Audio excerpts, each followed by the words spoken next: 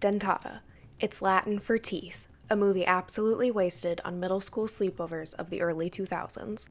While most people that have seen it remember it as some dumb, gory, low-budget horror movie, I'm here to tell you that it's not any of those things. Well, except for the low-budget part, because it was very low-budget. Despite all of that, the movie has gone on to create its own legacy and deserves more credit than just being the movie where a girl has teeth in her vagina.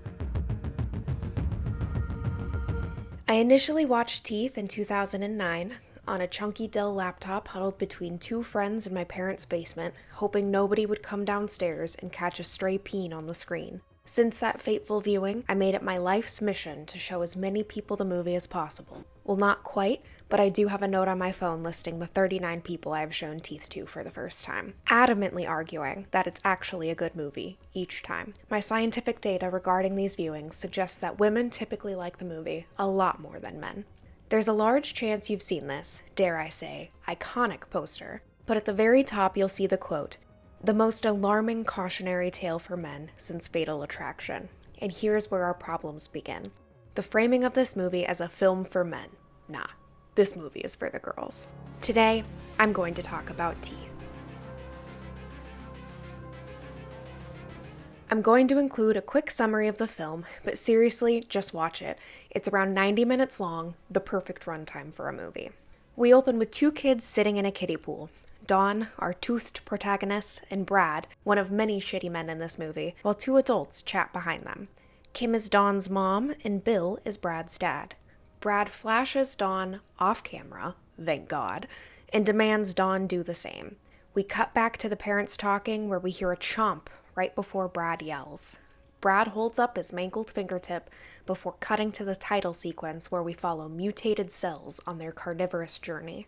We jump forward to Dawn, now a teenager, a girl who loves riding her bike and saving herself for marriage. She's currently a spokesperson for an abstinence group, The Promise, and loudly practices what she preaches, purity. At home, Dawn is the perfect daughter, easily the favorite child to their sick mother and caring stepdad when compared to her incest-driven stepbrother Brad. Brad, now a full piece of shit, and his high school-age girlfriend Melanie are overheard arguing about how he only ever wants to have anal sex. I also want to mention Mother, Brad's dog, because she's doing a really good job. Big fan of this actress. One afternoon at a group meeting, Dawn is introduced to Toby, a man with an extremely punchable face. A brief aside, I'm sure that the actor who plays Toby is great, but he does this stupid little face in every scene he's in that makes him extremely punchable. Another brief aside, we get a scene of the average Utah female anatomy lesson. Okay. Dawn, her friends, Gwen and Phil, and Toby begin going out as a group. Though Dawn and Toby are attracted to each other, they initially agree they should not spend time together to keep their promise of abstinence. However, they later give in and meet at a local swimming hole. After their swim, they enter a cave to get warm and begin kissing. Dawn becomes uncomfortable and tries to persuade Toby to go back outside, but he becomes aggressive. When Dawn tries to push him off, he shakes her, smacking her head on the ground and dazing her. As Toby succeeds at being the Weasley, pathetic, awful human being he is, she fights back, and his penis is cut off while he is inside of her. Toby screams and looks down, where we get an incredible shot of his mangled dick that we definitely cannot show here. Every frame a painting. Perfection. No notes. Dawn runs off and attempts to lead a promise meeting, but she's mortified from her previous encounter with Toby. She runs into Ryan, another one of the shitty men in this movie. Ryan gives Dawn a ride home and asks her out on a date, but she declines and laughs, pissing Ryan off. Dawn returns to the swimming hole where Toby attacked her and screams in horror when she sees a crab crawling on Toby's severed penis. She drops her purity ring off a cliff. Dawn then scours through her 2007 internet and stumbles upon Vagina Dentata, an ancient myth that appears in many and diverse cultures all around the world. Did I mention that I fucking love this movie? Dawn realizes that she has Vagina Dentata and that she needs a hero to, quote, conquer her to rid her of this curse. To get a second opinion and officially figure out what's going on, she visits a gynecologist, Dr. Godfrey, carrying on the legacy of shitty male characters. He assaults her during the examination, fisting her without gloves. She panics and her vagina bites off 4 fingers on his right hand, which is deserved. He lays on the ground, screaming. It's true! Vagina Dentata! Vagina Dentata! On her way home, she sees several police vehicles passing her, as well as a car that resembles Toby's. That evening, she returns to the swimming hole to investigate, and when she arrives, the police are bringing up Toby's body from the water. Dawn returns home to find her ailing mother, Kim, unconscious on the floor while Brad and Melanie are in his room having sex. Kim is taken to the hospital. Hysterical, Ryan gives her a sedative, a bubble bath, and some wine. Do not mix sedatives with wine, kids. And stimulates her with a finger vibrator.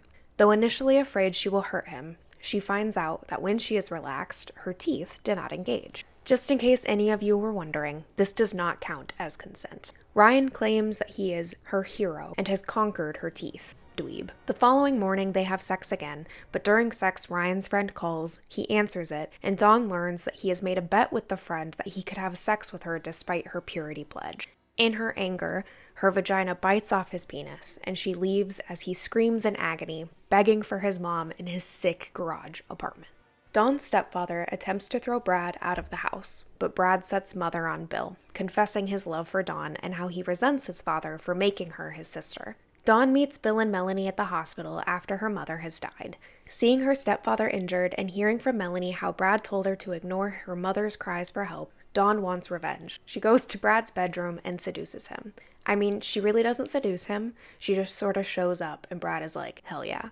While initially hesitant to have vaginal sex, Brad is quickly convinced by Dawn. Mid-coitus, Brad recalls that when they were kids, Dawn bit his finger, but it was not her mouth that bit him. As he realizes this, Dawn's vagina bites off his penis. She drops it on the ground. Brad calls Mother to attack her, but instead, she eats the penis.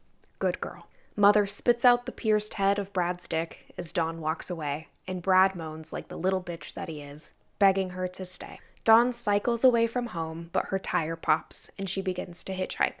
She accepts a lift from the world's creepiest old man. She falls asleep in the car and wakes up that night outside of a convenience store. When she tries to exit his car, he repeatedly locks the doors while licking his lips in arguably the grossest way possible. Dawn looks away in horror, but slowly begins to smirk. She turns to the old man, and we cut to the credits. This may come as a surprise to some people, not me of course, but Teeth was positively received by critics and grossed $2.3 million worldwide on a budget of $2 million. While this seems extremely minuscule when compared to other films talked about on this channel, for Teeth, this was a great success. The film drew widespread attention when it premiered at the Sundance Film Festival in 2007.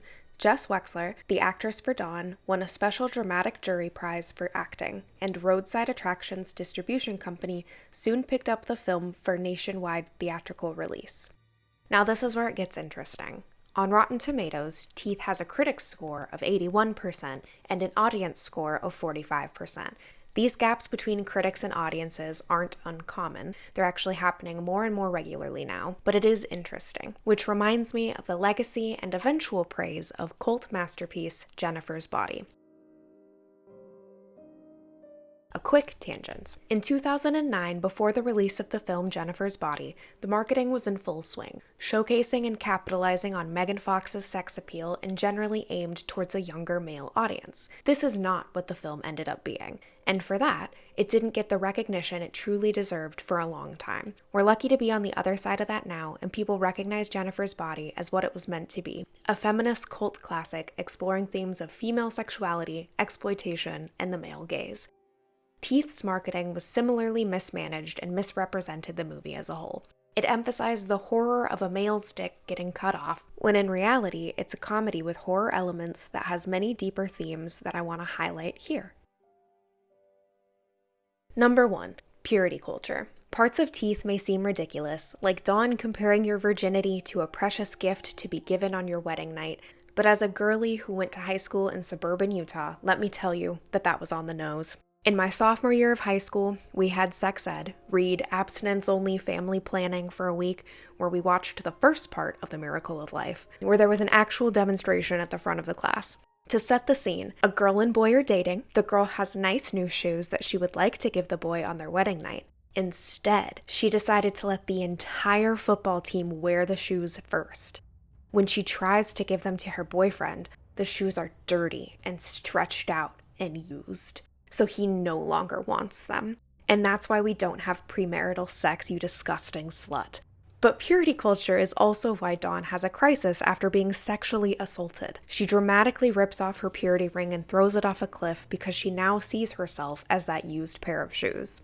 And that's not just my perspective. The director of the film, Mitchell Lichtenstein, went on to state that the narrative for the film arose because he became aware of the censorship of female reproductive anatomy at high schools. While diagrams of male genitalia were deemed acceptable to the school board, teaching female anatomy was perceived as immoral and harmful to women's, quote, natural modesty. Number 2, environmentalism. The focus on the smokestacks of the nuclear power plant are anything but subtle, and the title sequence literally shows mutated cells eating each other. Dawn's chompers and her mother's cancer are heavily suggested to be influenced by the power plant. During the lecture on evolution, the teacher suggests that evolution can occur through time or dramatic mutation, dramatic dentata in this case, that benefit a creature in the wild. The benefit of vagina dentata now leads me to our next theme, number 3, consent. Initially, we think maybe Dawn's dentata have a mind of their own, an insatiable appetite for male members that she cannot control. However, after Awful Toby, we learn that Dawn can somewhat control her teeth and that they respond to violation. See Toby and the awful gynecologist who fists her. The evolutionary benefit of vagina dentata is why women choose the bear in the woods. Not to fight the bear, but because men so frequently violate women that there could be an evolutionary benefit to having a toothed vagina to protect from attack. A common thread through the film is how the men in Dawn's life are threats in one way or another, with the exception of her stepdad, but certainly not the exception of her awful mutton chop stepbrother, who exclusively does anal because he assaulted his sister as a child and got his finger bit. While researching this video, I stumbled upon a great quote from Sarah Miller's book, Monstrous Sexuality, Variations on the Vagina Dentata. She goes on to state, "The common cultural myth of a woman with vaginal teeth acts as a metaphor to quell male insecurity. The male hero conquers the female monster and her destructive sexual powers. As a counter-discourse, teeth flips the narrative on its head, with Dawn and her sexuality as the conqueror of her male oppressors." There are many diverse interpretations of the film online, and I'm going to link the ones below that I had the pleasure of reading while writing this script. Some trivia. During the filming of the first scene, many of the neighbors protested the film because they believed it to be porn. After Dawn has researched her condition online and hurriedly rides her bike, there are several pertinent suggestive signs visible on the streets, especially a number of close-ups of faceless bodies in underwear, but also a sign promoting a banana split. There is a sick band poster for the film that I own, so please take a moment to appreciate this unhinged design. On March 19th, 2024, over 17 years after the original film's release and after several years of workshops, Teeth the Musical premiered. Created by Michael R. Jackson and Anna K. Jacobs, the off-Broadway musical follows the story of the film, albeit with some minor alterations, including adding the Promise Keeper girls and giving Brad an expanded incel storyline. The musical also contains 18 original musical numbers, which are bops. With music from Jacobs and lyrics from Jackson, the two pulled from the themes of the movie and turned them up to 11. I unfortunately haven't had the chance to catch this yet, but you bet your ass the second I do, I'll be making another Teeth video. Maybe I hijack this channel and make 100 videos breaking down each individual scene from Teeth. I'm sure general audiences are just as passionate as I am. The soundtrack is currently on all the major streaming services, so maybe after doing your due diligence and rewatching the film, give it a listen. It's on CD as well, if you really want to get crazy. It also has some very fun merch, including a coffee mug, which I own, and a poncho for the splash zone, which I also own. And yes, you heard that right, there is a splash zone. Personal anecdotes I'm not sure how to include. My senior year of high school, I was asked to prom by a sweet Mormon boy who I had forced to watch Teeth earlier in the year. In response to his promposal, I answered by leaving a finger vibrator on his car with a card saying, "I would love to conquer prom with you," in reference to the scene in Teeth. He accepted my promposal. In the senior edition of my high school newspaper, each staff member was able to put a quote in the middle of the paper. My quote was dentata, it's Latin for teeth, and my friend put purity. The drinking game. In college, to convince people to watch a film centering a woman with a toothed vagina, I did what all good college students do to keep people academically engaged. I made it a drinking game. Let me walk you through the rules of the game. You take a drink every time you see the smokestacks, Dawn rides her bike, someone says purity, anybody mentions God or religion. Take a shot when an appendage is bitten off, and when dentata is said. If you follow the rules closely, you will almost certainly black out, so I don't recommend the drinking game if you're trying to give the movie the full attention that it deserves, or protect your liver. I did make a poster of the drinking game rules and had them proudly displayed on my wall for years, once garnering the attention of Dawn herself, who said it made her day. And finally, an appreciation for Dawn's t-shirt collection. I'm waiting, morning, sex changes everything, and Dawn's unicorn shirt. While researching this video, I found a great deal of entertainment from Emma Sampson's 2016 article, Teeth, Taking a Bite Out of Religious Patriarchy, which will be linked below. I just want to give her credit because her in-depth and thoughtful research and opinions really made me feel less alone in my analysis of the film, and God, do I love this movie. All of this being said, before you write this off as a girl with teeth in her vagina movie, sit down, turn it on, and appreciate the themes, acting, and of course, gore of Teeth, an underappreciated film that, like many cult classics, was ahead of its time. Thanks for watching this video. It was a lot of fun to make, and not that I need one, but a wonderful opportunity to revisit one of my favorite movies and make all of my opinions heard. This won't be the last time I invade this channel. I have too many thoughts on the Josie and the Pussycats movie to make this a one-time thing. Comment below if this video convinced you to finally watch Teeth so I can add you to my list of people that I've shown absolute cinema to. Finally, like and subscribe. We got bills.